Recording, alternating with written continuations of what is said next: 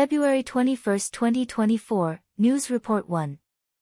According to CNA, 3 Chinese law enforcement vessels appeared in the waters near Nangao Island in Matsu, Taiwan, this afternoon. 2 of them are Coast Guard ships, while the other is a maritime surveillance ship converted from a Coast Guard ship, with a length of 90 meters and a displacement of 1,500 tons. They are only 5.5 kilometers away from the coast of Nangao Island. Meanwhile, as of 6 p.m. today, there are still 2 Coast Guard ships in the waters near Kinmen, only 6 to 7 nautical miles away from the main island of Kinmen. This is the 3rd consecutive day that China has sent ships to approach the waters off Taiwan, exacerbating the tension in the Taiwan Strait. Taiwanese Defense Intelligence Officer Huang Mingjie stated that Taiwan currently has not increased its military deployments on the frontline islands facing China, but has requested Kinmen Defense Command and the Navy to formulate response plans for possible conflicts and to participate in daily drills to prepare for conflict support. The Ministry of National Defense stated that the military will not directly intervene in this incident, but will continue to monitor the situation and provide support to the Coast Guard Administration when necessary. The Coast Guard Administration pointed out that Chinese Coast Guard ships entered Kinmen waters for illegal fishing on February 14 and encountered some difficulties in the process of handling the incident. Former President of Taiwan, Lai Ching-te, stated at a Democratic Progressive Party meeting that Taiwan will properly handle the aftermath of 2 Chinese fishermen and support the Coast Guard's enforcement efforts to prevent similar incidents from happening again. He also called on China to respond calmly to avoid further escalation of the situation.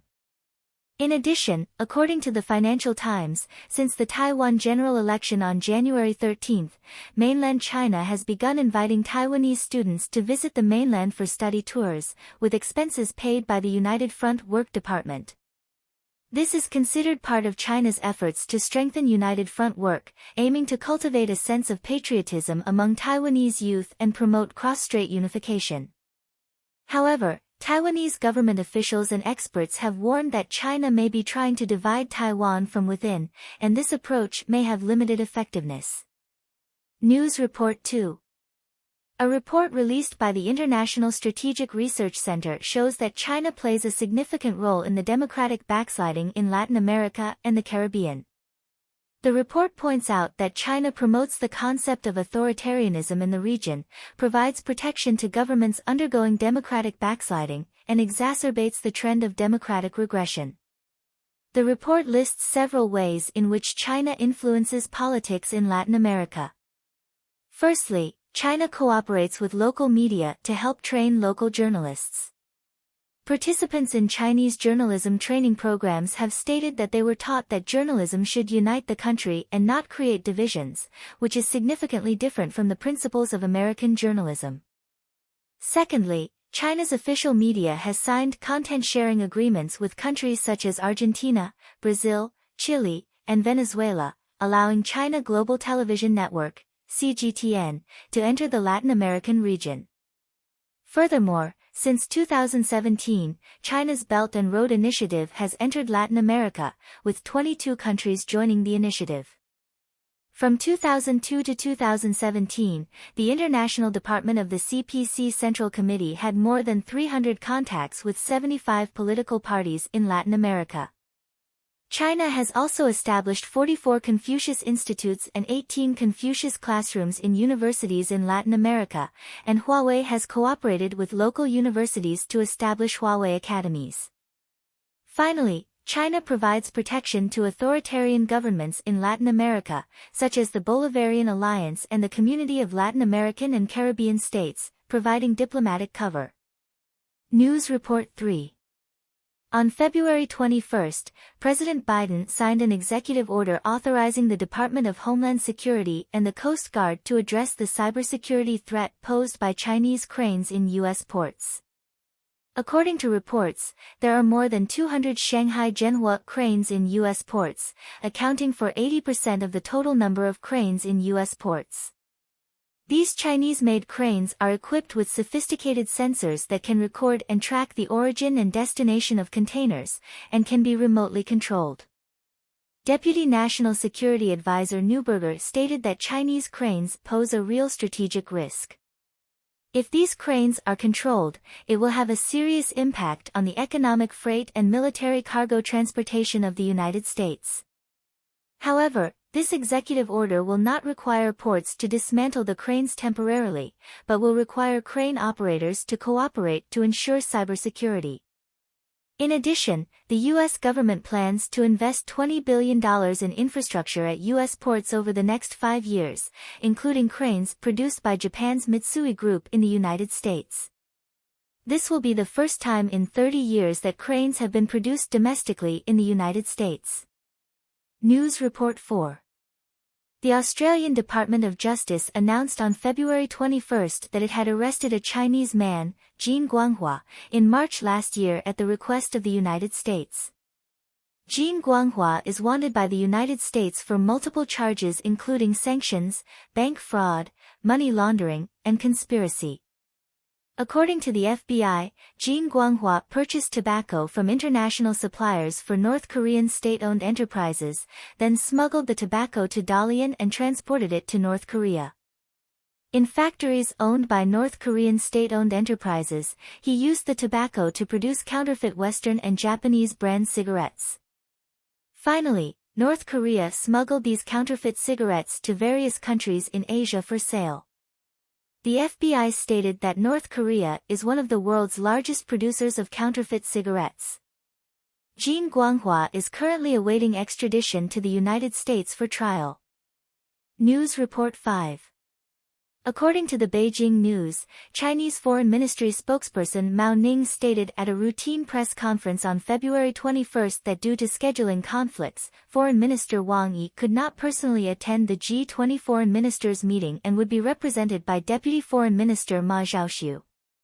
From February 16 to 21, Wang Yi attended the Munich Security Conference and visited Spain and France. On the 20th, Wang Yi met with French President Macron and held talks with Macron's foreign affairs advisor Bonai. The Foreign Ministry has long been aware that Wang Yi would not be able to attend the G20 Foreign Ministers meeting, as he met with Macron on the 20th and could not arrive in Brazil in time for the meeting. In fact, Ma Zhaoxiu met with Brazilian Foreign Minister Evaristo on the 20th and met with the Brazilian Deputy Foreign Minister and the G20 Affairs Coordinator. Critics have argued that the Foreign Ministry spokesperson should be candid with reporters, rather than avoiding important issues. The relationship between the Foreign Ministry spokesperson and foreign journalists is one of cooperation and should be based on honesty and mutual respect. News Report 6. The World Bank announced on February 20 the appointment of Zhang Wenkai, Deputy Governor of the China Export-Import Bank, as the World Bank's Managing Director and Chief Administrative Officer.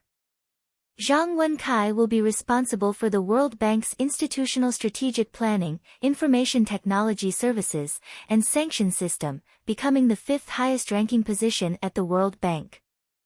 Zhang Wenkai, 59, has previously served as Vice Governor of the Agricultural Development Bank, Vice Governor of the Asian Development Bank, and Director General of the International Cooperation Department of the Ministry of Finance.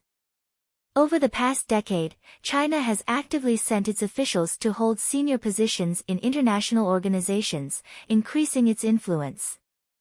Among them, Zhang Xingman served as Managing Director and Chief Administrative Officer of the World Bank in 2001, Justin Ifulin served as Managing Director and Chief Economist of the World Bank in 2008, Jin Yong Kai served as Executive Vice President of the International Finance Corporation, a subsidiary of the World Bank, in 2012, and Xiaolin Yang served as Managing Director and Chief Administrative Officer of the World Bank in 2016. In addition, Chinese economists Zhang Tao and Li Bo served as Deputy Managing Directors of the International Monetary Fund in 2011 and 2016 respectively. It is worth noting that after serving as President of Interpol, Meng Hongwei was appointed as President of the International Administrative Organization. These personnel changes indicate that China's influence in international organizations is gradually increasing. News Report 7. Radio Free Asia reported that the Mao Zedong exhibition website announced its closure on February 20. The reason for the closure was that it received notification from relevant departments that the information published on the website did not meet dissemination standards. The announcement reminded netizens to download the required information as soon as possible. The Mao Zedong exhibition website was established in 2004 and mainly collected a large amount of information and albums about Mao Zedong. However, by the 21st, the website was no longer accessible. Similar websites to the Mao Zedong exhibition include Utopia and Red China, which are still accessible.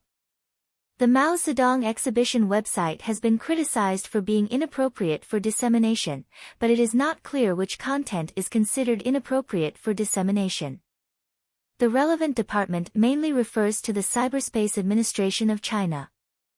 There is a large number of Mao Zedong fans, but there has been some discontent recently. Some Mao fans believe that the economic downturn has led to less favorable treatment than before. The Xi Jinping government allows Mao fans to exist, but does not allow them to use Mao Zedong to deny current policies, especially to deny the current situation through the Cultural Revolution. This reflects the position of the Cyberspace Administration, which allows Mao fans to exist but requires them to actively evaluate the current situation positively. News Report 8. According to the latest news, Zhou Xintong's legal case has undergone a series of trial procedures. On December 14, 2022, the High Court ruled in favor of Zhou Xintong, overturning her sentence. However, the Department of Justice subsequently appealed to the Court of Final Appeal. In January of this year, the Court of Final Appeal voted 3-2 in favor of Zhou Xintong, upholding the original judgment and overturning her sentence. The Department of Justice once again appealed to the Court of Final Appeal. In January of this year, the Court of Final Appeal voted 3-2 in favor of the Department of Justice, reinstating Zhou Xintong's sentence and remitting the case to the High Court to determine the sentence. High Court Judge Zhang Huiling ruled on February 21 that after Zhou Xintong was arrested, she was held in solitary confinement in a rice room, unable to meet with the outside world, and the prison also did not forward letters from her fiancé to her, and also cut out part of the newspaper for her. This series of events has raised questions from the public about the actions of the Hong Kong government, which are seen as very harsh. News Report 9. According to Twitter videos, on February 20, hundreds of investors from Shanghai Haiyin Wealth Investment went to the headquarters of Haiyin Wealth in Pudong, Shanghai, in the rain to safeguard their rights. Investors demanded that Haiyin Wealth honor its financial products, chanting, "Haiyin repay the money, Haiyin Wealth is a scam." Large numbers of police were on the scene, driving them away, dragging some onto police cars, and pushing some to the ground. Haiyin Wealth is a third-party wealth management company, with its parent company Haiyin Holdings listed in the United States, and is a leading third-party wealth management company in China. Haiyin Wealth mainly sells fixed-income products such as real estate, supply chain finance, and accounts receivable through agency sales, promising investment returns of 7% to 10%.